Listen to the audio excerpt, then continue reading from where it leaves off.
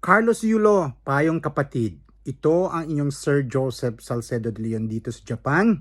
Gusto ko lang ipalala sa iyo, Carlos. Baka nakalimutan mo kung paano ka nabuo. Alalahanin mo yung milyones mo kahit gaano ka pa kayaman dahil sa rewards na yan, walang kapantayan sa kalagahan ng iyong pamilya, lalong-lalo ng iyong ina. Subukan mo ilagay sa isang pwesto lahat ng milyones mo, pati mga ari-arian mo. Kung i-rewind natin kung paano ka nabuo. Tapos, ibuhos mo yung similya ng nanay mo dyan sa milyones mo. At ang similya ng tatay mo dyan din sa milyones mo. Hindi mabubuo ang fetus dyan. Hindi mabubuo yung baby dyan na ikaw. Ngunit, tinulungan ng Diyos na yung similya ng nanay mo ay nabuhos doon sa kanyang obaryo.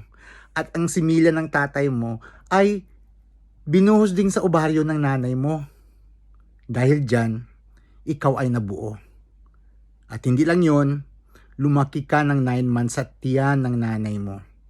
So kung i-analyze mo, doon pa lang, ang laki, walang kapantay na gold kung ano yung serbisyo ng tatay at nanay mo. Lalo ng nanay mo, 9 months ka sa loob, inalagaan ka, at ikaw na ay naging tao. So lahat ng tagumpay natin, paglabas natin sa tiyan ng ating nanay, ay dapat inaalay natin sa ating parents, sa ating pamilya, sa ating nanay.